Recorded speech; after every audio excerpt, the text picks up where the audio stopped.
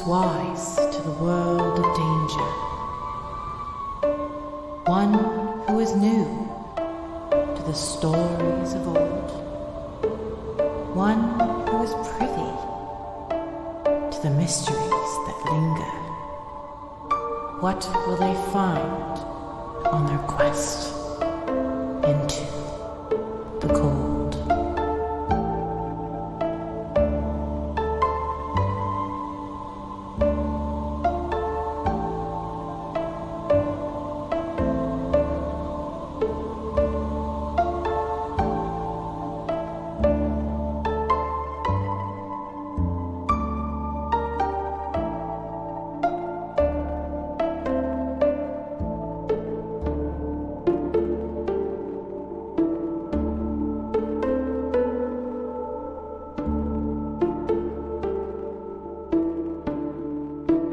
What is your guys' like favorite like forbidden food? You know, like Tide Pods are the forbidden gusher. Like, you know, what are your guys' other favorite forbidden foods? Oh, forbidden foods. For me, it's aquarium gravel. It looks like candy. Yeah. Oh, we're talking about shit that's like fully not edible. Yeah, Got don't it. eat this stuff, but also like it looks super eatable. I really want to drink Windex or concrete. Oh, yeah. Concrete just looks like a good, gray, depressing smoothie. And then Windex is just danger Gatorade. So I don't have any like non-food eating impulses, but if I'm hungry for more than a half hour, I am this close to just like being willing to cannibalize someone. So your forbidden food is man. Yeah. you have the world's worst hangry. I'm just like straight up willing to kill and eat a human being if I'm hungry for too long. It's not good. This does feel on brand. Do you think you would go for like a child, or would you go for like an old person? Yeah. What's your like... preference? Are you looking for something a little more tender or a little more tough? Well, I wouldn't go for like either because old people are gross. Yeah. And I don't like children. I have standards. Yeah. I probably want to go for some young, healthy-looking person, you know? So none of us. Too much. You want to get someone like chubby like me because like we're like a little bit sweet. I would eat you, Marilyn, 100%. Yeah. What about you, Grim? What's your forbidden food? I don't know if I want to like eat and digest it, but I always really want to bite into electrical wires. You're a cat. Forbidden live wires. Oh, that doesn't count. Everybody wants to do that. Pop Rocks really just don't get that hit anymore. I'm always putting electrical wires in my mouth, and I'm like, I could bite through this plastic right now, but I'm like, I shouldn't do that. I thought you were going to say crunchy ground leaves are forbidden potato chips. No, but I also like chewing on soft plastic. Like when I'm bored and I'm at my desk and I'm like DMing and then like they're like talking and they'll hear a crinkly noise. They'll be like, "What is that crinkly noise?" Oh, Grim's chewing on plastic again. Oh my god. All right. Welcome, faithful listener, to another chilling, thrilling episode of Tales of Bone and Ice, a D&D 5e actual play horror comedy podcast starring myself, Brian Sherwood, as the DM, slapping it over to my number one dragon. Hi, I'm Dragon. I'm Meris. Nailed it. She was too busy doing gang signs. I'm not doing gang signs. Don't make people think that I'm affiliated. I'm not strong enough. Yeah. Who are you? Oh, I'm Marilyn. I play Meris, the Golden Dragonborn Paladin. Hi, my name is CandorCore. I play Condemned, the Goliath fighter who can't fight and is now seriously considering just taking up pacifism and just getting it over with. Mood. Take a level in Bard. I don't think he meets the charisma requirement, but I would let it happen anyway. Performance, just strongman. Oh, that'd be fun. Oh my god, cut this. Let's do it. Candor, you didn't see it, but I was doing all the shading and coloring for the character art on stream the other day. Ooh. And I was shading Connie's face. And I was like doing it in such a way where I realized I was basically just putting makeup on him and I was contouring your cheekbones. Hey, I'm down, man. So in my headcanon, Connie definitely contours his cheeks. I love that. It was really funny. Also, he's low-key, like, he's tall enough that they look like thigh highs, but they basically just go slightly above the knee. But also my headcanon is not only that he can't contour his cheeks, he also wears thigh high. And I'm on a pay somebody real dollars to yassify our characters. Masculinity is not static across cultures. Yeah, precisely. Anyway, it'll be amazing when we do it. Who are you? Hi, I'm Grim. Yeah. And I play Cukunkana, a Kalistar druid at level 5. She's small, she's prone to extreme bouts of violence, but is trying to get that under control. Nice. We're proud of you. And we have a guest. We have a guest. Is me? I'm Nightmare. I play Eli, a wolf. What? A wolf. A wolf? Whoa! Eli's a fucking furry. That's Fucking it. ow. I think I just had a stroke. In every way except physical, I am a wolf. Oh god. I am I'm an Echo Knight elf. And I'm old. I'm an old man. I'm a very geriatric bastard. If in case it doesn't get hit up in the intro, our boy has a cracked rib, and so he's a little out of breath. That's okay. It'll play into the old man. It's not the first time I've cracked the rib. Won't be the last. Okay, roll the song.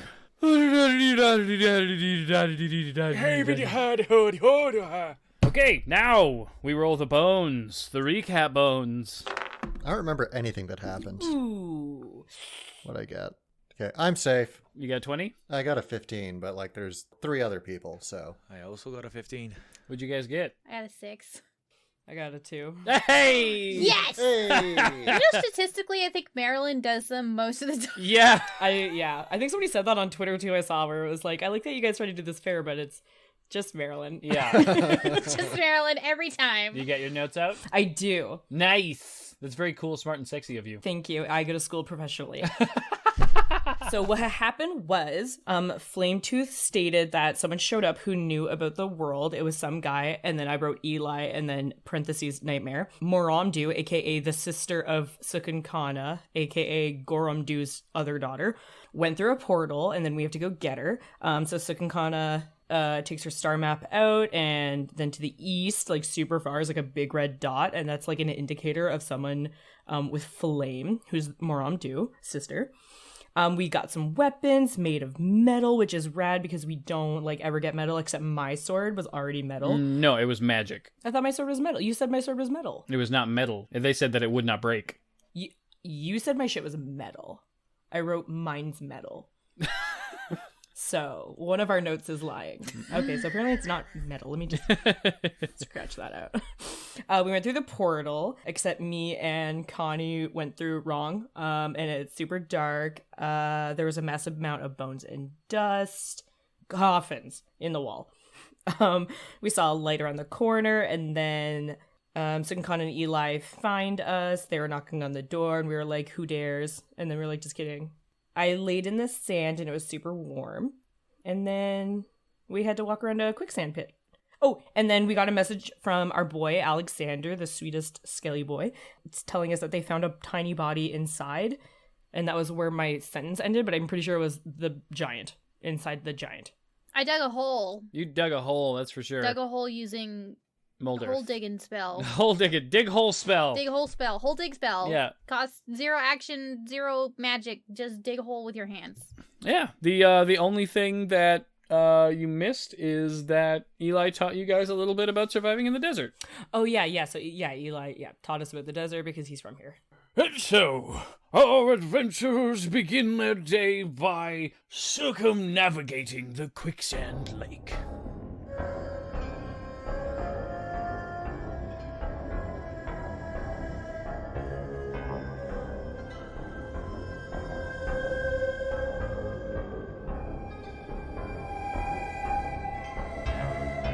All right, old man. Walking.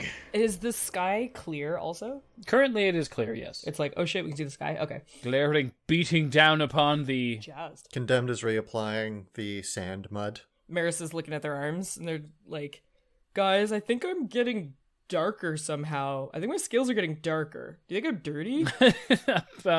If you guys want to do an investigation check on Meris. Hell yeah. I don't play this game. Oh, I got a 4. Nice. Ooh. Wait, I guess I should investigate my own body, right? I got a 2 again. Okay. I got a 17. 19. Eli and Connie, you can tell, yeah, she is just dirty. She is just dirty. You're filthy. Aw, okay. It's okay. It's good for you. I guess. Condemned is moisturizing his mud filth again. It's good for the pores. Do you have pores? I know nothing about lizards. I'm a dragon. Do lizards have scales? You wouldn't know. She doesn't know what lizards are. Yeah. Oh, yeah. Oh, shit. Yeah. Because I make a lot of jokes about Meris being a lizard, but Like, you guys have your pet lizards, but, like, I guess. you're not the same as that. Those are different. That'd be like an alien coming down and being like, oh, it's a dog. All turtles are dogs. All turtles are dogs. Can I test mold earth on the quicksand? Yeah, sure. Okay, I want to try to make a path in the quicksand. It's super easy. You definitely can do that. I forgot that part of that spell, that you can just make difficult terrain into non-difficult terrain. Oh, Yeah. Shit. We're breaking your game. Fuck! Okay. So it's kind of like, guys, I'm making a path. I saw the problem. I see this hole I dug. I was practicing during watch. She points at the giant pile of dirt that she made beside the camp. Yes. Fuck yeah. God damn it. Starts walking. All Cool, right. let's go. Well done. It'll be safe, don't worry. You've solved my quicksand puzzle. Sure did. Fuck. Are you sure that it's safe? Oh yeah, don't worry about it. Oh, yeah, check it out. Condemned is gonna step forward with some trepidation. Sukin kind of walks forward without any kind of fear. Yeah, Meris is watching Condemned. Okay, give me a deck save. But she's. I'm just kidding. I'm just fucking with Excuse you. you. Incredibly rude. Yeah, Meris is gonna watch Condemned walk across this, because if Condemned is safe, then, like, it'll be safe for all of us. Yeah, Condemned, like, starts walking, like, trepidation, and he's still obviously very unsure about it, but then he sees Cukunkana, like, rushing off ahead, and he's like, ugh, okay. If I die, I die. Like, you know that trope of, like, the parent who's chasing their small child through, like, the jungle, and the child doesn't understand the danger, and the parent's just like, ah! That is exactly Cukunkana in most situations, I think. I feel like Yeah. that's the case. It is. Yeah, so we walk on through this pit of quicksand using mold earth over and over again. Yeah, you sure do. I sure It's- do. It's awesome. Yeah. And you don't have to take multiple days to get around this anymore. Nope. All right, well done. Thank you. Haha, we're so good at D&D. You're the one who told me I could change my cantrip. Yeah, I know. You fool. Oh, I forgot to look at It's mine. okay, Marilyn, you don't have any. At level, every time you level up, you could change a You cantrip. told me I could after a long Or no, rest. every time you long rest nowadays. That's a Yeah. new rule. Every time you long rest, you can change out one cantrip. Fucking kids don't commit these days. Catch my mold earth hands. Back in my day, you had to prepare your spells, like the number of them that you wanted to cast for each type. And oh, if you didn't know exactly what meta magic you wanted to use, then you were shit out of luck, son. Now our game is fun. Yeah, you spoiled kids having fun. You promised me this podcast would have standards, Brian. Anyway, so you guys get over all this ridiculous stuff, and Easily and quickly. you guys get past the incredibly difficult and long-winded adventure that I had planned, and you move on to this other thing. Don't pretend like you plan anything, Brian. As you find yourself exiting this gigantic, effectively lake of quicksand, can I get a perception check from everybody real quick? Ooh. Sukunkana first, you get advantage, by the way, sorry. Sick. On a side note, now that I know that, because I actually didn't realize that it could turn difficult terrain into normal terrain, now I'm going to be doing that for walking up the dunes. That's still gonna, that's an uphill. It's not gonna make it easier. It's going to make it less slippery. No, but she can carve steps into the sand. I can. That's true, yeah. You can harden it and make steps. Yep. Mold Earth, because why should casters have to worry about the desert? I'm too delicate to walk on normal ground. You could make, like, dune slides, too. 3. Nice. What was I rolling? A perception check, and you get advantage. I got 14 because I rolled a 7. That's with advantage? Yeah, my other roll was a 5. You're- I've you're- rolled so far this session. I've rolled a 2, a 7, a 5, and a 6 for the recap roll. My god. She's the professionals. We're off to a great start, everybody. I also rolled with advantage, and I got a 6, so... Oh my god, yeah, I got 11, so I also can't really help. So, Sukunkana, So you 14. barely in the distance, you see something. It looks like, what's that? Trees. Out here in the desert? Trees. Trees. Sukun kind of screams. She just goes, ah! And then she mind links. And she says, guys, there's trees over there! And then she just starts running. Condemned doesn't see any trees, I assume? No, it's difficult, but as soon as she like starts running in a direction, you are able to see something in the distance. All right. Well, I mean, he's going to chase after her either way. I'm expediting my process with mold earth. Yeah. Do I have old man abilities to discern mirages? No, I mean yes. You're familiar. You're more familiar with the desert. You know what this is. You know that this is not a mirage. Oh, okay. Okay, I'll start making my way. I tuck my arm under whoever's like at the back and just be like, "You're escorting this old man now." I hope I get a Boy Scout badge. Can I help you cross the sand? So, what is this? Is this dream? What is happening? No, I don't know. Why would I know? We're going to go see him, though. Let's go. As you are running, I assume as quickly as you can. Yeah, Cukunkana does get tired after about 2 minutes and has to stop to breathe heavily, and then she kind of just walks as quickly as she can the rest of the way. Sprinting for 2 minutes straight. Okay. Yeah, and then she has a strength of 6 and a constitution of 11. She's not very... 2 minutes at a full sprint across the stand is a testament to how excited Cukunkana was for those trees. Yeah. I'm going to have to ask you to roll a constitution save, though, because that's crazy. Yeah. I got a 16. Okay, you're good. Connie, you're chasing her too, right? Probably with ease. He catches up really quickly. Yeah. I'm also going to Does it matter if I have proficiency with athletics? Oh, but then again, I have been running through yeah. the sand in the heat, which he hates. So you would have had advantage because of the preparation you were doing, and then you would have had disadvantage because of all the exhausting things that you have been doing. You've been chasing after her quite a bit, but you're just going to roll average, normal. 14. Okay, you're good too. You guys are able to stave off the oncoming exhaustion. You've been probably handling you guys with her water from her jug. I don't have water. I've got broth. Oh yeah, you've got broth. You don't have You water. told me I couldn't have water. That's right. You couldn't have water. I have salt water. But that's still like use it for like the mud or whatever. What kind of broth? Bone broth. I don't know. Okay, so then... Lots of collagen. Good for the skin. Good for the hair. Only relevant for Cukunkana. Well, not necessarily, because if we have an almost endless source of liquid, that's definitely where Condemned's been getting his liquid for the mud. Mud broth! He now just smells like bone broth. Yum. You smell like soup. Yeah. Because, they need to drink something, and that's the only, drinkable liquid they have. You also have some magic spells that can sustain people. Yeah, I have create water on, but I don't know. What if we need to have a fight? And Goodberry also helps you guys, too. I don't have Goodberry. I don't have any components for it. You don't need components for it, for me. You have a spellcasting focus. It's because it's not a consumed component. And you're good. Anyway, we sprint, and then Cukunkana quits.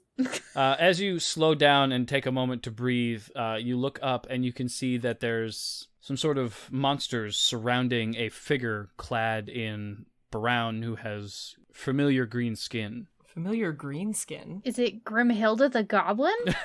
No, it's the Grinch. It's the Grinch. Holy shit! Holy shit! It's the Grinch. Oh, I haven't seen that guy since college. As you guys consider the possibilities, who could this be? They raise their right hand and point it at one of the sand beings, and they fire off a blast of fire. Wait, is that Moram too? Oh, did you not Yeah, obviously. I thought it was going to take 147 days. No, that's just to get back home. Oh, okay. Yeah, we should have checked your map. But if she's only here, then she's been real tardy. She's been dawdling. Yeah, this bitch sucks. Is she close enough to Mind Link? No, you are too far away to mind link from her, but you guys can roll initiative. Yeah. Why? Because I assume we want to save your sister from the sand monsters. Oh, I thought they were her friends. She just shot one with fire. What are you talking about? She's kind of spicy. I don't know. In Cukunkana's defense, she did do that to Connie the first time we ever fought. Yeah. It's a good point. Ooh. What do you guys got? I got 19 plus. Nothing. I got a 4 plus 2. And I forgot that the thing that Condemned made me gives me advantage on the first melee attack of a fight, I'm pretty sure. If you dig your feet into the ice. Oh, well, that's not... This is very much the opposite terrain. Yeah. Isn't that different? It is grainy ice. I got 19 plus 9, so 28. Jesus Holy Christ. shit. What do you got, Connie? 11. All right. Eli, by a massive margin. Let's go! You are about 130 feet away. Also at the very back of the group. Is there a map? If the audience can't see the map, you can't see the map. I just was making sure there wasn't something I was supposed to be looking at here. Nope, you're good. Okay. What is this equality bullshit? This is D&D. No equality. Yeah. You said I'm 130 feet away? Yep. Yeah, I'm just gonna, like, untuck my arm and just kind of, like, pat our dragonborn friend on the back and just start full tilt sprinting. Like, tuck my stick under my arm and just... You have 30-foot movement. You're going to use both of them? Yeah. All right.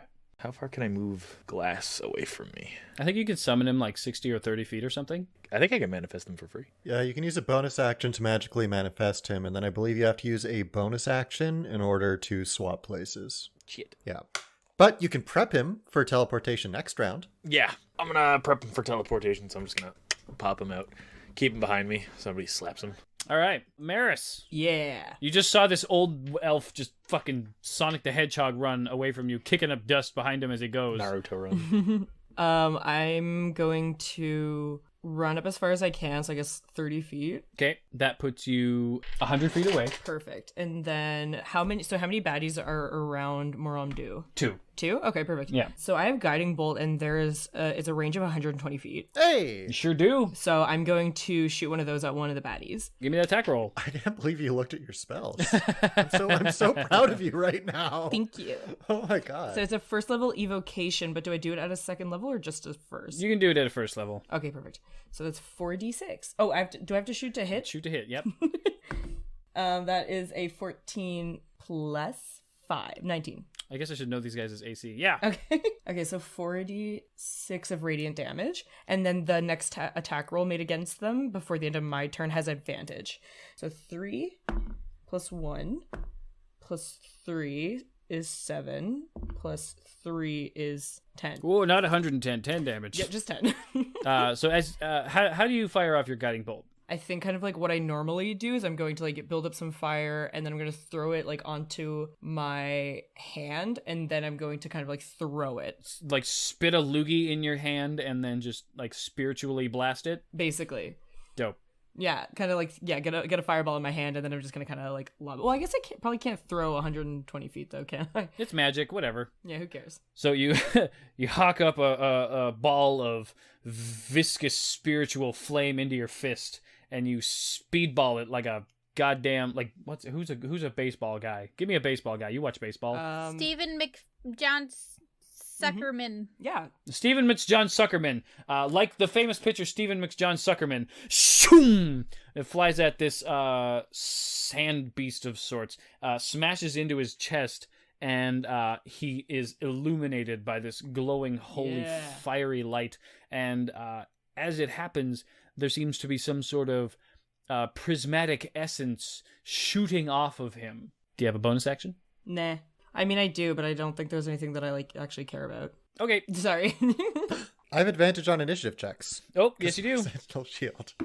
Do I remember that I got a nat 20? Oh my god. I don't think we're gonna disrupt it, and we're just gonna leave it as is. Obviously But not. like that is super funny. Can we just say the condemned remembers that he's faster? It's too late to do anything about this. Yeah. But he remembers. In case I wasn't next in the initiative queue, I guess. Yeah. I don't know. Do you want to say like in fiction, he just like he had the opportunity to react, but he's like, what are these two gonna do though? I'm gonna say the condemned was like stopping and trying to take stock, and then he saw Meris's holy loogie smash one of the two figures, and he's like, "Oh, violence it is!" And he just starts rushing forward. Sounds good. Cukunkana is about 60 feet away. You are about 80 feet away. Well, no, because I was following pretty close behind her, and then she tired out before I did. So She's also slower. Okay. Yeah. Well, let's call it 60 feet then. Okay. All right. If I'm 60 feet away, so what do these figures look like? They're a bit taller than the average humanoid. Not quite as tall as you. They seem to be made out of sand with some sort of shiny material mixed in on different parts of their body. Almost like ice, but not quite. Oh, cool. Well, I'm really glad that I don't have any magical weapons. This is going to go great. Good old punch machine over here. Gods. Yeah, you know what? I guess I'm just going to run forward the 60 feet and look at Moramdu. We caught up to you. Yeah, great. Awesome. Thanks, though. Help. And she turns around. She blasts another fireball that whiffs off into the distance. So she's bad at fighting. Okay. Just so I'm on the same page as you. So you guys are related. Yeah. I was gonna say. Excuse me, I'm very good at fighting. Now. Yeah, you're friends. You're good at causing damage. Let's put it that way. Yeah, she's good at causing damage. Oh, that's where it went. So your sister got all of the miss genes, and you got all of the damage genes. Cukunkana. Okay, all right. Two-pronged plan. I want to use a wild shape to activate my starry form. Nice. Which one? The archer one, the Dawu one. She holds up her spell focus, says Dawu, and then the all the joints of her body start to glow in the shape of a hunter, in the shape of a Dawu. And she draws back her celestial bow and aims it at the unwounded enemy first. All right. That's just your bonus action. Yes, it sure is. So to hit, I got a 22. Shit. Yeah, nice. And for damage, I'm only dealing 8. It's fine. And then I want to cast Guiding Bolt on the one that doesn't have it already affected, i.e. the one that I just damaged. All right. Let me just find it, and we're going all in. I'm going to use a 3rd level spell slot. Jesus. Fucking pound out all those dice. But let's see if we hit first. Let's see who we hit first. I rolled a 25. Okay. As the celestial bowl kind of scatters into a bunch of light and disappears, she's holding her star map out, so and it's still floating. And she kind of points it towards the unaffected. What do the monsters look like? Just like sand people. But not those sand people. Not like Star Wars. Okay, so they're like sand golems? Yeah, sort of. Are they large? They're not huge, but they're medium sized. Are they Connie sized? Smaller than Connie sized. Okay, I just need to update my theater of the mind. Okay. And she points it towards one of them and shoots her guiding bolt and deals 19 points of damage. I did not roll well. Shit. And because how I described it before is that the guiding bolt kind of exploded in little galaxies.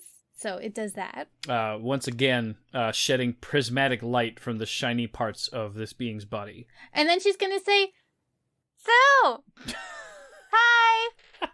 Is that...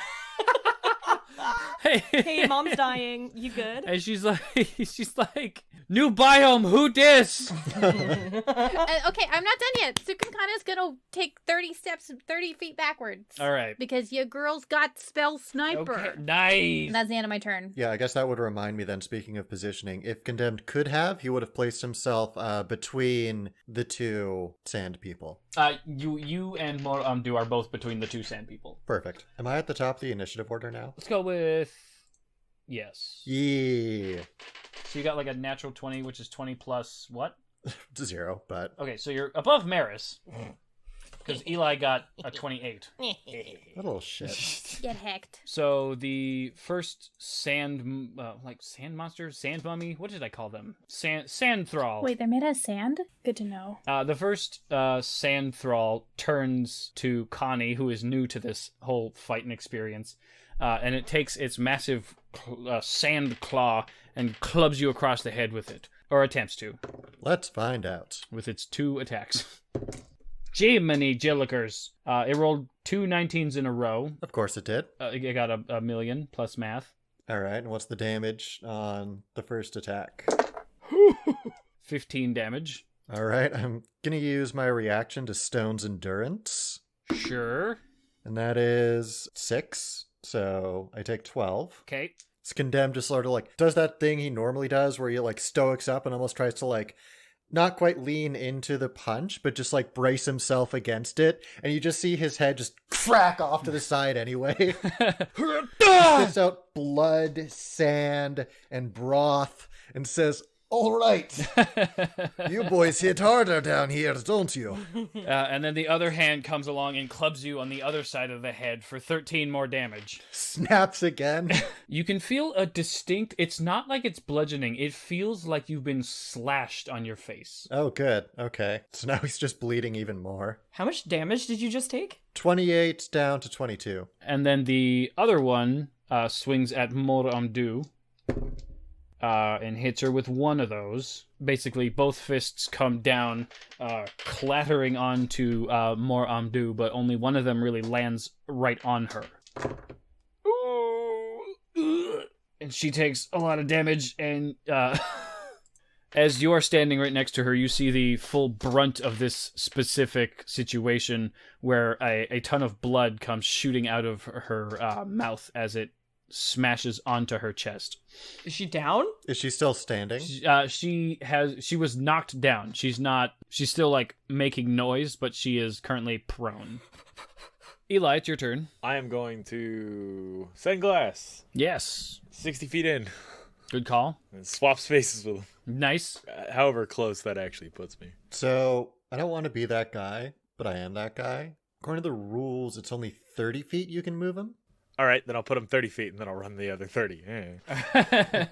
That will put you 10 feet away in total if you run 30 feet. All right. Does anybody look like an actual true and tried proper problem for any of the crew I've been helping? You know that these guys are a huge pain in the ass for travelers, and even a couple of them can be incredibly difficult because these are sort of like walking explosives. Would I know any simpler way to deal with them, or One thing that has been pretty commonly used is covering them with something and then using some sort of bludgeoning damage. covering them with A blanket, a tarp. Okay. Oh, like they owe you money, or they're a pledge. Yeah. Or they're like a bird and you're putting it to bed. I'm going to Wait, you just, beat your birds to death for bed? No, like you put a blanket over a bird cage, you crazy ass. Oh my god. All right, good night, Polly. I watched a lot of Looney Tunes as a kid and I was always Team All Sylvester. right, sweetie, time for sleep. So I'm gonna just like a loud 2 fingers in the mouth whistle, get our Dragonborn and our now I think raging Goliath. I'm not a barbarian, He's a fighter. but your racism has been noticed. Stereotype. No, not raging as in the skill, but you got clocked and you were like, Grah! That's what they all say. Yeah. He has yet to rage. Listen, I'm not assuming. Okay. I have plenty of Goliath friends Yeah. who aren't barbarians. You know, it doesn't make it better to deny it after you've done it, Nightmare. That's all I'm going to say. Listen, I know y'all's classes. It's the only notes I'm taking. Thanks for coming on the show, by the way. Thanks for being here, you piece of shit. Yeah, time to get absolutely fucking wrecked. That's what you get for being better at voices. Listen, it's not D&D unless I'm getting objectively bullied. That's true. Okay, so what do you do? What's your stupid fucking plan? I'm gonna whistle with my fingers, get nice and loud, get our 2 melee users their attention, and then kind of relay to them that they should be just cover them and just beat the ever living piss out of these things. And I'm gonna take my my little cloak and I'm gonna toss it to whoever's closer. Consider doing it in fiction. Okay. I just wanted to relay what my plan was, so I, just in case it wasn't available. I got you. I'm with you. I'm not gonna whistle that loud for the sake of audio listeners. That's fine. That's emitting the whistle's fine. Tweet, tweet. Yoo-hoo. Both of you, Yeah, you need to cover them. I don't know how to... Use a cloth. I don't know how to break this to you, but I left my blanket at home. You have all of Cukunkana's clothes in your bag. Oh shit, you do! That's true. You do. Yes, obviously they're in my backpack. Thank you, Cukunkana. It's a little hard to access right now. Who's closer? Closer to you, definitely Connie. Yeah. Okay, I'm just gonna unclasp my my cloak, and I'm just going to kind of do the double wrap around my fist to kind of get it to a ball, and then just huck it towards Connie. Take this, snuff it out, and beat it down. And then I'm just gonna do a little flourish because nothing's in stabby range. Yeah, that's a reasonable thing to call an action, I'd suppose. Yeah. Can I respond to Yeah, sure. that? You gotta yell because you're pretty far away. Eli, Yes. what about water? Does water work on them? God. This water work. Water has not been known to be enough, but it has been known to slow them down. It can slow them, but it won't stop them. Okay, I could summon a tidal wave. I guess I won't. Never mind. Summon a what? Don't worry about it. You would have probably been fine. I need to re-listen to all the episodes and total up how much damage Cukunkana has done to Condemned over the course of this thing. I could have been 48 more. So that's your go? Yeah. Okay. Okay, Condemned's gonna grab the cloak out of the air, say, much obliged. And he is going to... You know, this feels like it would be a grapple kind of maneuver. Right? Yeah. Oh, how astounding. I get to be useful. Because I was looking at these, I'm like, great, I have no magical weapons, and I'm a grapple fighter against sand people. So I can see how this is going to go, but now I have hope. Well, I mean, we'll see. By all means, roll that grapple. This is why we keep Nightmare around, you racist bastard. I'm old. It's excuse. He's old-fashioned. Old people are allowed to be racist. Exactly. So, Condemned... What did you get? What do you think I got, Brian? What do you think? I got an 11. You sure did. Guess what? What did you get? A 1. Oh my god. So he so I do a shitty job and then he trips into the blanket anyway. Is that what just happened? No, you do an average job, and he does a really terrible job of avoiding it. So as you go to like wrap this blanket around him, I assume you go from like the top. Yes. As you go to like wrap it around him from the top, you know, have you guys ever like picked up the blanket and like walked around your house with it before, but like you're not super paying attention, so you like step on it and sort of like fall? All the time. It sort of like waves its arms around, and in doing so, it like encircles its own head and arms, and then tries to move and just falls prone with this blanket wrapped around itself. It just like infomercials itself into a trap. Amazing. Yeah, it does the infomercial where the man's sitting on the chair with a bowl of popcorn and then just tries to like lift his thing back and throws the popcorn out of the fucking, yeah. Okay, so he's not like prone in the blanket, right? He is prone inside the blanket. Okay, so here's what I'm going to do. Condemned is going to smile, and he's going to say, Uvar. Nice. As he grows to giant size, what he's going to do is he's going to take the blanket, and now that his carrying capacity is 1,000 pounds, he's just going to lift up the blanket, like with the sand creature enveloped in it, and he's going to turn to the other one, and he's going to start spinning the blanketed sand guy. like, Oh my god, yes! That's so cool. Gonna beat a motherfucker with another motherfucker. Hell yeah. So, because I have Tavern Brawler, which allows me to use my proficiency with improvised weapons. So there's lots of things here going on because you're a fighter. You did a grapple. That's one attack. You can do another attack. So you can use your improvised weapon on this other guy. You can beat a motherfucker with another motherfucker. I did not plan this part, but I did plan this fight around you. Brian, I've been planning this part for my entire character creation. Now let's watch that 5, baby. Oh, wow. Jesus Christ. 23. That hits. Fuck yeah, it does. Yay! That hits both. That's enough to do both damage to both. Okay, cool. What's the damage of a sand person, Brian? Okay, so this is going to be a bit of a big one. I have to roll a lot of dice. Because there's a lot of pieces of sand. So many grains of sand. Almost 100. I mean, at least. At least. Yeah, so you're going to do 1d12 plus your strength. Okay, so 1d12 plus strength. And as I'm in my growth form, I do an extra, let's see, where is it? 1d6. So that is 10 points of bludgeoning damage.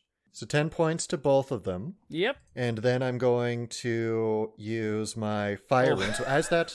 Okay. Yeah, no, I'm Okay. not done yet. I'm not done yet. I'm rolling with what I got. The one time I've been able to do damage on this stupid goddamn show. Right, so as the bag full of sand and what may still be a creature smashes into the other creature, the fire rune that's implanted onto his right glove begins to glow, and flames start to wrap around the other creature, who now must make a strength saving throw, DC 14.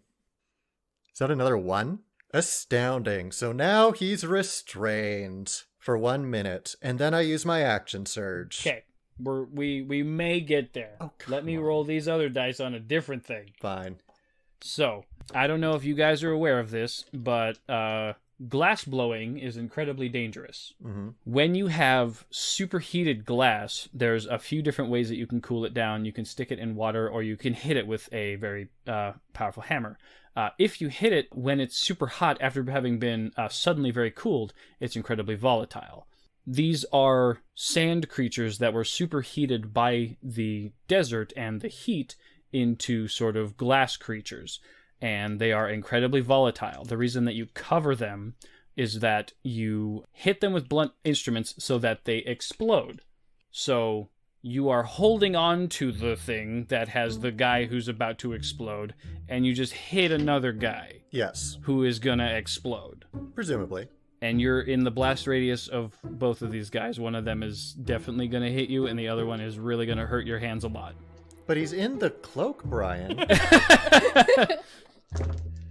Okay, so, Connie, Yep. picking this motherfucker up Yes. by the scruff of his blanket Mhm. and swinging him around, probably sideways into this other motherfucker. So what I was imagining was him just sort of swinging the blanket around like a flail and sort of coming in with an uppercut and just bashing the guy in the side. Okay. Like a brick in a purse. Yes. Like a brick in a purse. You spin this thing around. You bring it up to hit him sort of in the rib cage, shoulder, sort of side area, in sort of an uppercut motion. And as you do so, the volatile state of both of these two creatures is suddenly disrupted as they both shatter and explode in a prismatic burst of pure kinetic energy, dealing a whopping 42 damage to you and to Mor Amdu, who is very, very nearby. I fucking knew this. I knew it. I was gonna try to run up and give 10 hit points to everybody because I had a feeling.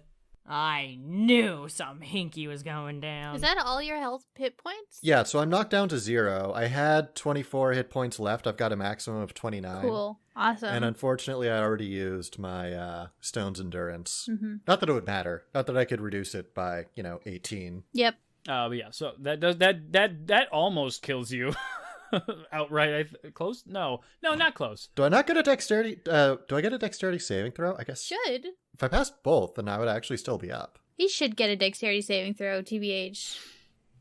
I forgot. Yes, you should Yeah. get a dexterity saving throw. Yeah. Oh, I was just gonna say nah. Well, I've got to make 2. If I fail either one of these, then I'm No, fucked. you're going to make one as just together. Okay, I'll definitely take that. Moramdu should get one too. I don't need to tell you what I got, do I, Brian? You're fine. You're good. We can just live in this world and pretend that this never happened. Okay, so I got a 1. I got a nat 1. Okay, so Mor Amdu did awesome. Even though she's prone with disadvantage, she's able to understand and see the situation from all possible angles. Just cover her vitals, basically. She rolls so that Connie is taking most, if not all, the damage. I mean, yeah. Solid. Like sister. Yes. Yeah, so you want to describe the explosion that doesn't kill me yet? Yes. As the prismatic blast occurs, you feel shards of glass like a million tiny arrows. It's hard to describe what this would feel like for me because I've never had this much projectile. I've never been shot with a riot shotgun or anything. You never had shrapnel all over your body. Oh, weird. It sucks. Every part of you that is not covered feels like it is somehow both on fire and frozen in place. The pain becomes incredibly overwhelming as you fall to your knees and just as soon to your face and blackout. Everybody else, you hear a ridiculously loud, shattering noise ahead and see this massive damage land upon your close friend Connie, and Mor Amdu is remaining lying on the ground. You just see like the scorch mark on the ground, and Mor Amdu is in the big condemned shape blank space around it. Like a Looney Tunes cutout. Yeah. Okay, is that fight? Yeah, fight's done. Okay, Cukunkana is running. Yeah. First off. I'm also, yeah. And as soon as she's within 60 feet, she's saying woo-oo and casting healing word on Is Moramdu up? Like, is she awake?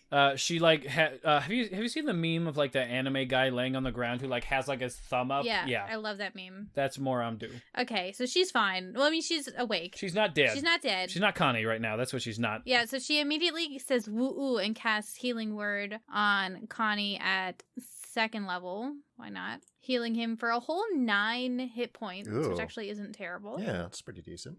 Connie, the only word that I can describe the feeling of being woken up suddenly after all that pain is ow. Eli's going to extend a hand to help Connie out. So Condemned feels the healing power go through him and sort of like lifts himself up out of the ground. Ramona's just like almost barfs out all the sand that he almost inhaled while he was passed out. He's just covered in everything, and he's like, I hate this desert. Cukunkana is gonna rush over to you guys and mind link, and she says, "Wow, that was something. Do you need more healing? Do you need me to get all this glass out of you? Also, hi, Katsu.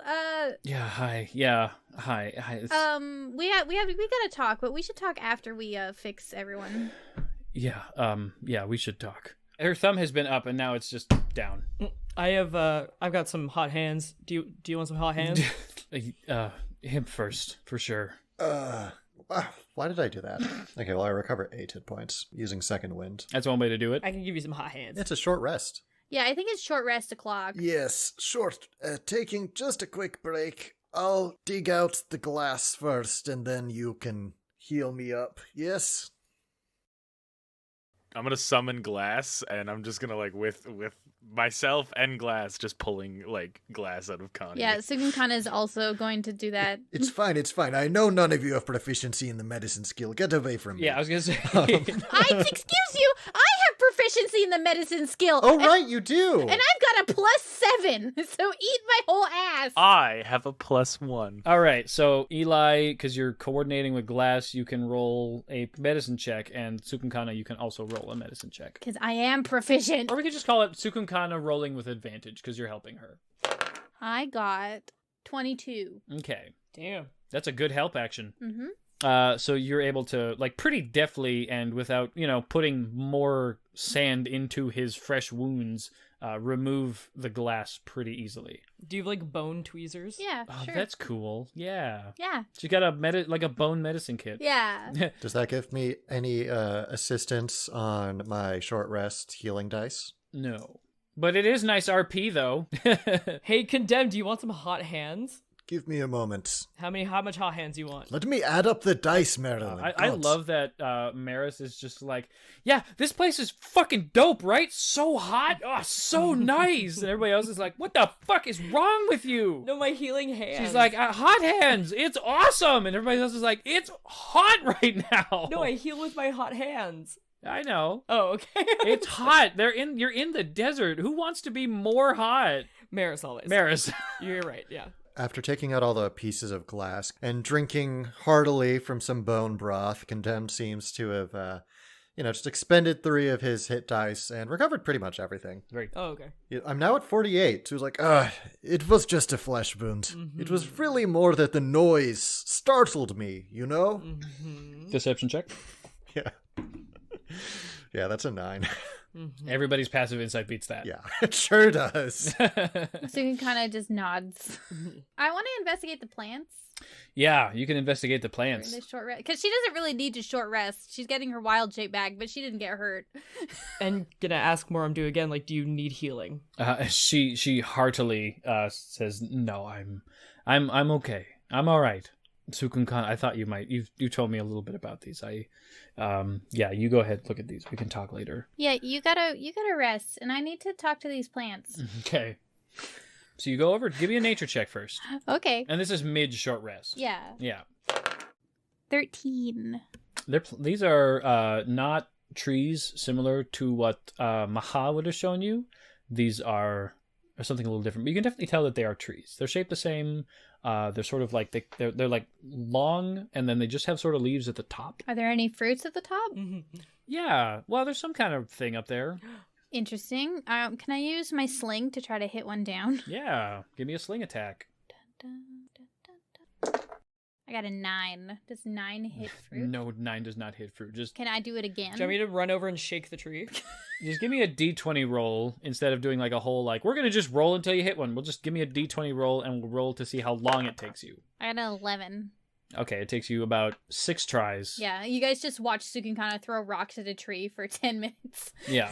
What kind of fruit are they? You would know that they're like in our real world sort of equivalent is like akin to like a coconut, but they're sort of like a mango. Ooh. Like sort of a weird Fantasy fruit. fantasy hybrid of those two things. Yum. Okay, I'm just gonna. Wow, she's just like, just throwing rocks. I'm just gonna like look at Glass, and then I'm gonna like have him go up, just appear in the top of the tree, knock one down. I'm just gonna catch one, crack it open, and I just be like munching. Wow!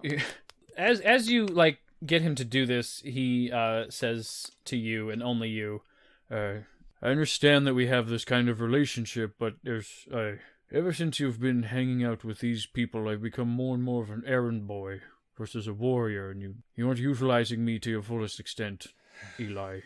Can I have a bite? I like hand her half. She chomps into it so quickly. It is so flavorful that it kind of makes you sick. No, she keeps eating it. She doesn't care. She's like a child eating candy. Yeah. Mm-hmm. Or me. Yeah.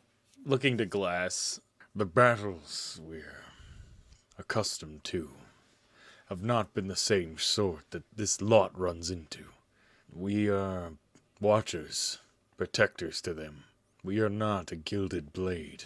You understand, we are less watchers to them and more watchers to the realm, to the world. These are but mere blinks in the life of our existence. By the time you start to get to know them, they'll be gone. You've been through this before. Our quarry is elsewhere. He just looks back to the group as Cukunkana is just devouring food, and the rest are kind of just resting. Maybe the absence of solitude was becoming too familiar to me. Do you think they'll make it on their own from here? Personally, I don't think that it matters, Eli. We'll stay here with them. One more night. After that, you and I, we go east, as planned.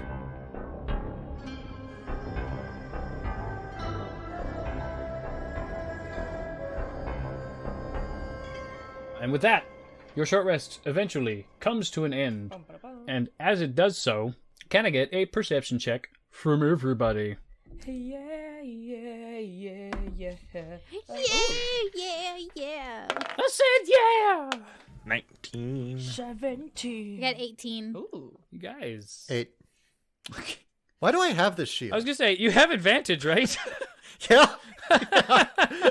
Give it to me. I'll use my +7 on it. Yeah. It's just insane to me that there's some things that I just consistently roll awfully on. Yeah, I'm pretty sure that Grim doesn't have a shield either. I'm a druid. I don't need a shield. That is not true. I don't think I have the strength to carry a metal shield. No, but I know that I'm pretty sure you do have a shield because I remember like looking at your AC and it. Oh, I do have proficiency in shields. Yeah. Oh, I do have a shield. Yeah, you do have a shield. You have like a light bone shield. Anyway. A little shield. Oh, but I bet you it's like small and cute. Ooh. Can we say that it's triangle shaped? Like, yeah. like your body, like when you're in your clothing? Double down on the triangle. Yeah, so you can try to like block like your whole body. I do like that, like, at any other person, this would be a normal size shield, but for Cukunkana, it's a tower shield.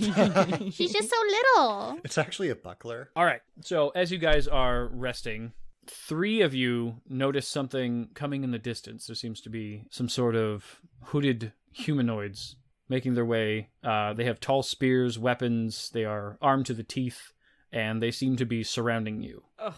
This is not the first time that this happened, and it's not the last. Wait, what's happening? Oh. I'm digging a little bit deeper in the sand. So they're okay. Are they surrounding us already? Yeah, they are moving to surround you. Okay, wait a second. Hold up. How far away are they right now? I'd say they're about 80 feet. They're 80 feet away. And about like what length of space are they spanning? As they are moving out, they're spanning about 40 to 60 feet wide. Okay, let me think. Some of them do hold their weapons up in the air, but it's like showing that they have weapons, but they don't have any intent to attack just yet. I'm gonna look to Eli. I'm just gonna be like, do you know these guys? Could be any desert wandering band of rogues. Could be just a community on their way to this oasis to get some water or fruit. Oh, this could have been where I introduced my new rogue character. This is just like all loss of opportunities here. Yeah, is there a watering pond in this oasis, by the way? Yes. Sick. I forgot to mention that. That's my bad. Okay, because I thought it was just plants. Awesome. All right, I guess I'll hold off on casting Tidal Wave on them. I figured that's what you were doing. I had 2 plans. Cast Tidal Wave on at least half of them and show them that I mean business. But if they're holding the weapons up as if they don't want to attack us, I'm not going to do that. Option 2, I cast Plant Growth on the area and surround us in a shroud of plants so that they can't get to us as easily. That is pretty cool. That's not a bad plan. Yeah, okay, so I'm going to do that. Or can you mold Earth to make it difficult terrain so that they have to like kind of fuck around? It's only like 5 feet at a time. Yeah. Oh. 5 feet at a time. So, like, the thing about plant growth is it does it instantly, and it's all plants within a 100-foot radius centered on me, basically. So, how much of a plant radius do I have? You have about 20 or so feet of plant radius, I'd say.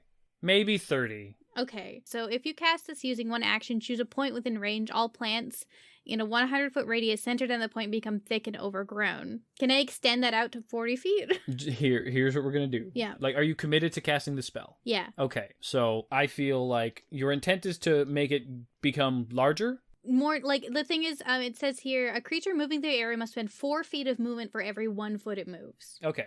All right. But I do want to create a little, like, I'm assuming that we would be congregated around the watering hole. I imagine. Yeah. And I want to make the space around us specifically not difficult to move in because I can specify areas that are not affected. Yes, you can absolutely do that.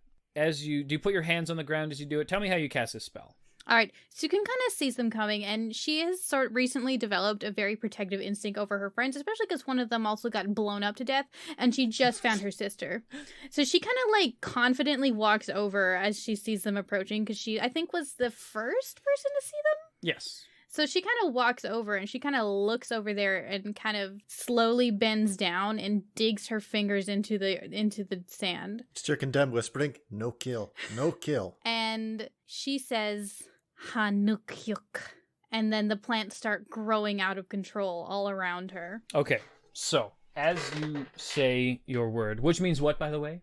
To be in bloom. Nice, dope. Ooh. That's so rad. All sorts of manners of plants start growing out, centering on the plant-free radius that you intended. These are all different kinds of plants. These are small shrubs, trees, cacti, grass, vines, things that shouldn't grow here. And as you do so, they seem to rush out with incredible, terrifying dexterity, reaching out the full 100 feet of your capabilities. The entire area that you're in is now blossoming, blooming, beautiful. It's sort of like the sister in Encanto's bedroom, you know? All the plants and stuff, flowers, fruit, everything. Vegetation 100 feet out. Everybody. This is impossibly colorful and beautiful. Some of the people who are in these hoods seem to be, they're taken aback, they stop, they're not afraid, they seem to be, it's hard to tell because you can't see their faces, but some of them seem to be crying? Yeah, I'm pretty sure you just became their god. This isn't going to go immediately to your head. Sure is. Oh, I hope she doesn't get kidnapped for plants. Cukunkana slowly stands back up, and then she mind links to her comrades and says, "This should keep us safe for a while." As the figures are looking around at the grass, the ground, the beauty, the wonder, some of them take their hoods off, and these are dragonborn. Oh fuck! These are lizard folk, all blue and red and black and green and silver and brass, and distinctly you don't see any gold. As you notice that there are no gold dragonborn, you hear someone call out a name and gesture and point directly at Meris and say, Garius! Garius Terrasat! I'm gonna call it. You fucking bitch! We've barely played! Oh my god, less than 2 hours! Is that less than 2 hours? It's been an hour and a half! Damn. I wish that we could end there. Okay. Yeah, fuck you. Eat shit. We're still playing Dungeons and Dragons, you dumb, stupid whore. I'm sorry. Garius Terrasat! I think they're talking to you. Wait. Wait, no. Is that the name of your grandfather? You wear his armor, but you do not stand like he does. You do not have that coward's stance. You have a strength that is your own, not of our people. Oh, they thought that you were him just because you were both gold. So maybe that blindness of yours is a cultural trait. I'm just gonna like side-eye Condemned real quick. Kind of not, I guess. Suddenly, like, all of the people who are there, they start rushing forward as well, by the way. Cukunkana holds her hand up and she yells, halt! Roll an intimidation. Okay. Condemned strikes a pose. Roll a performance. Can I use strength for my performance check? Can I use performance for my intimidation check? Actually, I would like to use a strength, intimidation, or performance check. But it would just be based upon, like being a large, imposing figure. That's still, I feel like that's still charisma. Of course. And if you like, it basically feels like if you are assisting Cukunkana, more that you're giving her advantage than you are doing your own role. 7. Okay. Sorry, 6. I got a 12. Wait, no, I got a 14. Okay. Some of them stop, but the ones who are more invested and less concerned with this random little girl. Excuse me, I just summoned a forest. That's true. One of the ones in the back, I'm just going to have glass just slowly raise out of the sand. Just about halfway. Like, wherever kind of looks loosest, or like if they're near a dune, and just get ready, if this turns into a fight, to grab ankles and pull down the dune. Okay. And he's just going to kind of like sit there and look feeble. As this is happening, the person who called out your grandfather's name is rushing forward and he says, "Why do you wear his armor? Who are you?" Also, like, again, they're moving 1 foot for every 4 feet of movement, so real slow. Yep, they're moving as quick as they can. They're just yelling out to Meris. At Meris, Okay, more. Sukunkana's gonna make some pits. Using mold earth. Ooh, you know what you can do? Is if on one turn you take out the 5 by 5 by 5 cubic feet of sand beneath them, and in particular, if you can then take that sand and then shift it to the side into another person. I'm definitely gonna make some pits and be like, y'all, and she's like, don't come any closer unless we know that you're not going to harm us. And she makes some pits and threatens them with dirt. We're not here to harm you. We simply need to talk to her. Okay, well, you can talk from over there. Nice one. Fine. You, come here. I'm gonna take a couple steps closer to him so that he can kind of like see my features a little bit better and just kind of see me a little bit better. And I'm going to slap my chest, like where the armor is. And I'm gonna say, I am Meris Terrasat. Garius was my grandfather. And who the fuck are you? He looks shocked and he looks down and he sighs and he looks directly at your eyes. And it's almost like looking into a mirror. Meris Terrasat, I am your twin. My name is Merith. What? He took you. Middle of the night. One night. Many years ago. He took you away from us. We never thought that any of us would see you ever again, let alone him. If he had returned, he would have been exiled. What? Why? What? You're supposed to be the next leader of the tribe. Instead, that duty fell to me. The only difference is that you and him were the only golden dragonborn born in our tribe. And while we are twins, I am lowly and brass. Have you led the tribe so far? Not as it should have been. Sukin kind of mind links Sakani, and she's like, I kind of see what you mean now about this silliness. You're right. This is very silly. I wasn't going to say it, but yeah, they just get more racist the more you go in. You're right. Like, this is dumb. Truly. Do they starve more than they would have otherwise? I can't know that. Well, then how do you know it was not as it should have been? I understand. I'm sorry, it's just okay, here's the thing. Whenever I've gone around... I'm going on my rant. Whenever I've gone around, outside of the Goliath tribes, everyone has these matriarchies, or these inherited systems, or these religious rites, and it's also mind-numbingly annoying to hear you talk about, oh, this thing, that thing. If you do a good job, then you should have the role. Yeah, I'm kind of with Connie on this right now. Like, you sound like you gotta get less down on yourself, man. You're still living, all right? I've seen really incompetent leaders.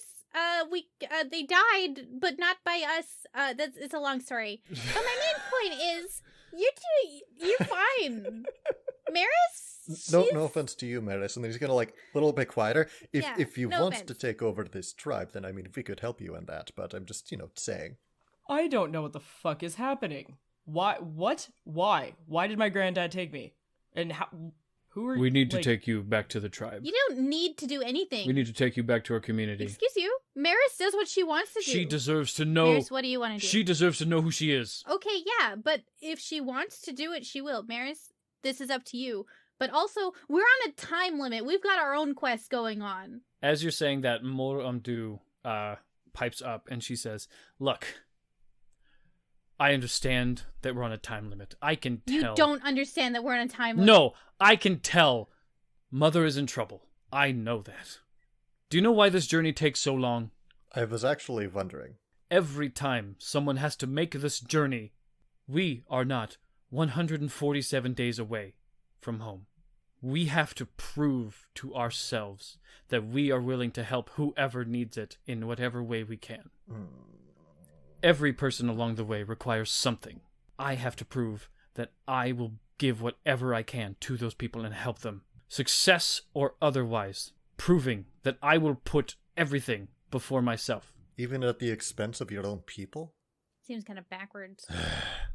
This is what I was talking about. I don't make the rules. I don't understand this any more than I've just told you. Okay, but these people don't need our help.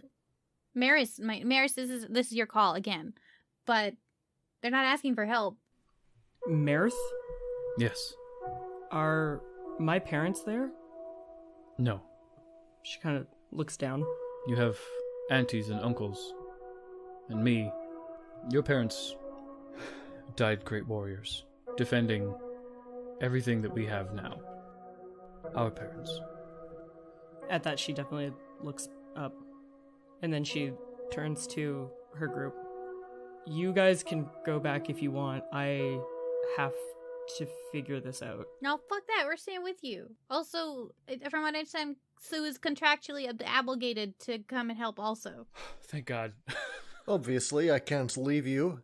You won't survive a day in the desert without me. That's probably true. Eli, are you gonna come with us? Yes, you need far more training in the desert. All right. So, we can get you all some robes. It should be easy enough. Eli just looks back to his cloak that's exploded.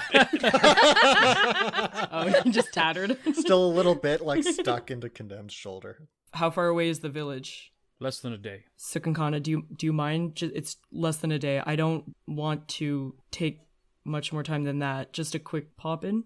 Well, I think that you count as someone who needs help. That's heavier than you think. And kind of rude. But very true. Sukun kind of mind links to Connie, and she's like, okay, low key though, look at all this. Okay, see that thing in that tree? She points at a fruit. We can eat that. We should collect as much of this as we can while we're here.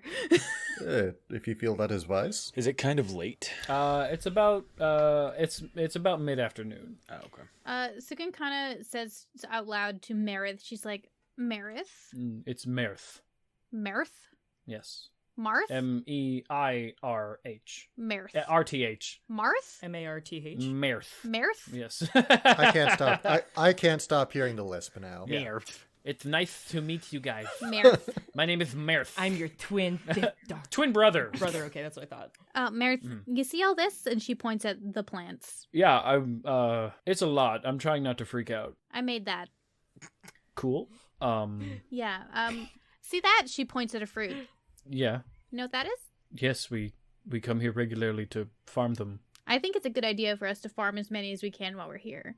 There are plenty back at the encampment. We were here for water today. Oh, well, it's pretty inaccessible ATM. I know. If you farm these right now, we won't have enough for next time we come around. I just made 100 feet more of plant. You made 100. These are not familiar. Are these all edible? I mean, I could check if you give me some time. Or we don't. Well, this is. You understand that it's dangerous to be out here as long as. In fact, God requests that 3 of you make Constitution saving throws. Oh, come on. We're in plant growth now. We're covered by plant. Not covered by. It's like at your. It's like up. It's not like over top of you. It should be. And it's humid. Do I have some sort of desert-based advantage? Yes. Thank Yes. Christ. Connie, you've had a lot today. Normally you would have because you're being very preparatory, but today you got blasted with a bunch of glass, so your skin is pretty sensitive. Well, I figured also because, like, Goliath. It says that the plants yield twice the normal amount of food, by the way. Oh, wait, no, that's only if I cast it over 8 hours, Yes. which I could do. Well, you certainly could. Well, if I get my spell slots back, anyway, I got a 12. All right. I got a 21. Okay. I'll note for Grim's sake, though, that maybe the plants would provide her cover because A, if they're tall enough to impose 4 feet of movement penalty for every 1 foot, they're probably pretty tall, and she is very small. And 2, plants do actually reduce the temperature in the local area. That's why it's always cooler in a park, because they absorb the light around. So it's kind of like standing in a light shade compared to being out in the middle of the sands. All right, I'll give you an advantage then. I think you already got pretty good, though. I got 16 now, advantage. What did you have before? 12. Okay, those both would have been fine. I'm extra fine now. I'm as cool as a cucumber. 5. You got a 5? Yeah, I originally rolled a natural 1. But you get advantage for all of these plants. He did. Oh. I did, and that's why I got 5 and not natural 1. Eli, you are a tired bee and you have 1 point of exhaustion. Ugh, I'm old. And I'm going to cast Speak with Plants. God. Okay. Here we go. I cast Speak with Plants. She's like, guys, 1 second. I'm going to talk to the plants. And she walks over to a tree. Cool. So she gets out her star map and it's like, "Ska," which means just to speak. Okay. And she walks over to a tree. She says, hey. Fucking what? Whoa, what's wrong? It's hot. Who are you? You just exploded my whole area here. Dude, it was cool. It was chill. I was fine. This is a lot right now. I have these. Do you know how chatty this grass is? Oh, Jesus. I'm sorry. Do you want some water? Oh my. No, I don't want. I'm not. You give me too much water, I'll die. Oh, I'm What sorry. is Jesus Christ? No, it's okay. Hey, I've never talked What to do you mean? I've never talked to a plant before. I'm just very excited. Oh, it's first timer. Jesus.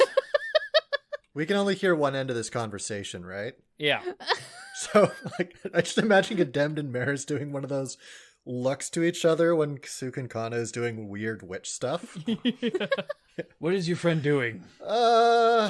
Sometimes she does things like bring life to a barren desert. Sometimes she speaks to inanimate objects. All right, make it quick. What do you want? Yeah, sorry. I just want to say, hey, what's up? Wanted to know which of you is edible. Bro. But like, just like, the fruit parts. I mean, this plant seems like a dick. I don't know if he's going to even be honest. Do you have to insight check a plant? I can't end this communication, but I certainly can stop talking to you, so I think I'm gonna go with that. Okay, she turns and starts talking to a cactus. Hey. How you doing, Mac? Oh, I'm doing good. Oh, you're so much friendlier than the tree I just talked to. There's a lot of moisture in the ground right now, and I think I'm gonna die soon. I can help with that. Oh, you can't? Yeah, that's good. That's cool. I can dig up a hole around you. Will that help? I don't know. What do you want? I just wanted to ask if all the plants in the area could sort of calm on the whole spell I just cast and make it like move walkable terrain instead of difficult terrain, just so I can get through here without having to struggle. I mean, I'll ask him. There's no harm in asking. You know what I'm saying? Yeah. It's fine. Yeah. That's why I'm asking you. Just just asking, like, just make a path so me and my friends can just walk through easier. Also, if any of you have like really tasty fruits, then please could they? Yeah, I don't think I'm gonna finish. Don't think I'm gonna do that favor that I just said for you. No, please. Okay, all right. She talks to the next plant. Hey, I heard you talking to the cactus. What the hell? All right, I'm gonna go over here, and she goes across to a different plant. Hello? Just imagine if this fucking giant walked up to you and is like, hey, which of you is the most edible? Yeah. Okay, so we're not really a fan of you. I know that you just made us, but you've been trying to figure out which one of us to eat. Well, no, only the fruits. I wasn't going to kill you or anything. Well, I mean, it's still like, what if somebody was like, which one of you guys is the best to eat? Like, what if Mr. Venus Flytrap over here tried to figure out which one of you guys was the best one to eat? I mean, obviously, I'd be the best to eat, but that's not the point. Yeah, but like, are you going to be okay with being ate? Well, like, no. So there you go. Anyway, can you guys make a path for me, please? Stop standing on Carl. Oh, I'm sorry, Carl. She moves a little bit. Carl. I say that to condemn. Carl? I don't question it anymore. She helps Carl up a little bit. Carl is like just a little rose that you just sort of like debent. Oh, Carl, I'm so sorry. Okay. The best thing you can do for us is simply leave. I will leave, but if you guys make a really nice path for us, we won't step on any of you anymore. This is blackmail. And then a path clears, allowing all of you to just go out in the same direction. So kind of stand up. She's like, I made a path, you guys. Thank you, Cukunkana. Thanks, Carl. Meris says thanks, Carl. He groans. She awkwardly leaves. So that was weird. That was fucking hilarious.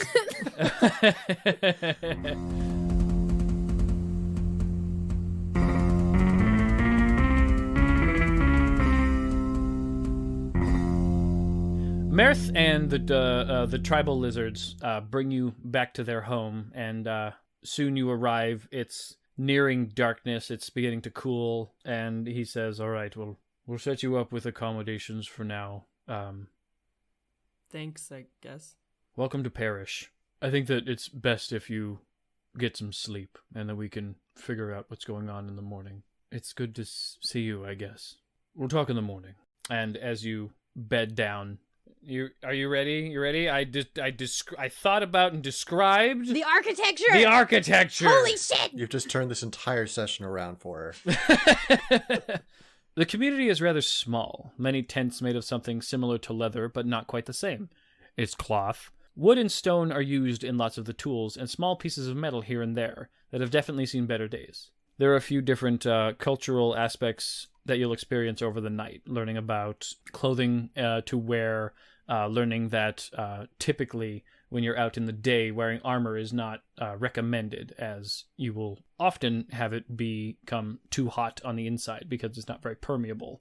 A lot of what you'll see are surprisingly flavorful foods that you are rather unused to. There's lots of different seasoned fruits and meats that you are, except for Eli, you're quite used to this stuff, but everybody else, it's a lot to take in, but eventually you find things that you do like. Meris, a lot of these things are very, very good to you. You feel very comfortable. You feel like everything you've had up until now has been pretty lackluster, but a lot of this stuff feels very natural. Staying cool in the heat, it doesn't matter to you too much. You have a natural affinity for warmth, and the food that you eat, you're reminded of the first time you tried the carrot.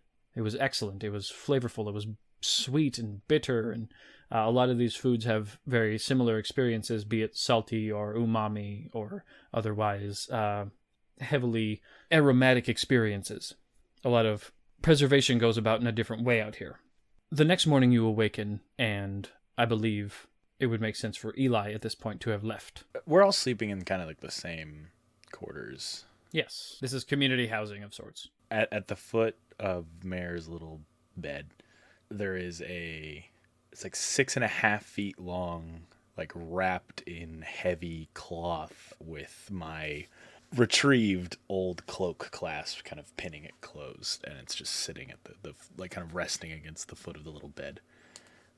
He leaves no note, and he just poofs. And then he leaves some like little foods and oils and stuff for Cukunkana. Eli, I know that it's difficult for you, but you must remember, we have a higher purpose. I know. I just feel this lot is a purpose that is deeply enriched in the sanctity of the very rights we uphold. Their battle is for this life. Ours are for the many to come. Banished from death, we are. And they're gone. As the three of you awaken, you are not awakened by something like Connie waking up and doing a million handstand push-ups or something, or Cukunkana having a dream that causes her to awaken, or Meris having to go to the bathroom. There's a scream, a shriek, and it seems like there are many people rushing to one section just left of the door of your home, of the community home you were staying in. I get up and I look at the others, and then I grab my stuff and start going. Condemned rolls to his feet and rushes out to see what's happening. Yeah, Cukunkana grabs her, her wolf mask and rushes out also. The three of you turn the corner, following this crowd of people running to a specific area. As you do, there's a circle of people around something. As you three walk forward and press through, there's the body of a lizard folk on the ground with 4 different stab wounds in them, 1 in their neck and 3 in their abdomen. Somebody in the crowd turns and says, "Newcomers arrive," and murder occurs. Fuck you. For real. That's the place to end it. For real. Fuck off. Come That's so on. good. Oh my god. Can't catch a I breath. knew we shouldn't have come here. You're my people. You are my people. I like that at first. We were like, oh, like, Cukunkana grows the things and she's gonna be a god to these people. Just kidding, it's me. I'm the lizard god. I like that it has not went to either of your heads. Yeah, well, they better watch out because I got all my spell slots back. I might not get to be a god, but I'm still a 5th level caster, so...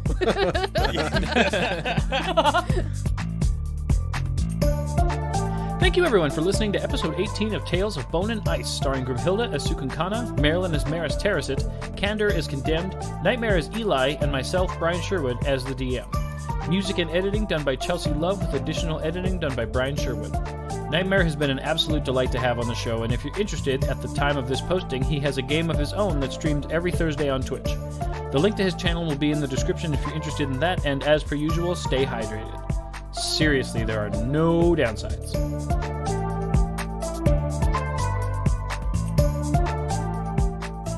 I cracked a rib. Nice! Yeah, it hurts to breathe. My wife also has a broken rib because the baby keeps kicking her in the ribs. Oh, twinsies. Crazy baby. Oh, I thought you meant like you're also kicking people in the ribs. Like a baby. Not anymore. You have a baby, you're just walking around holding it up to people's ribs and be like, okay, but break it. All right. Do the Liu Kang bicycle kick. Go. Oddly enough, like, my rib also got cracked by a baby. Like, it was weird. I don't know why it was at a Slipknot concert, but you know.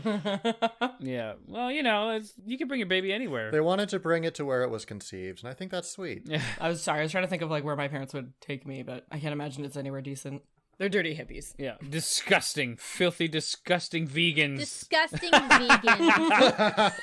Is that where that comes from, Marilyn? Is it you processing some issues? Is that why you have a fascination for eggs? Oh my god, maybe.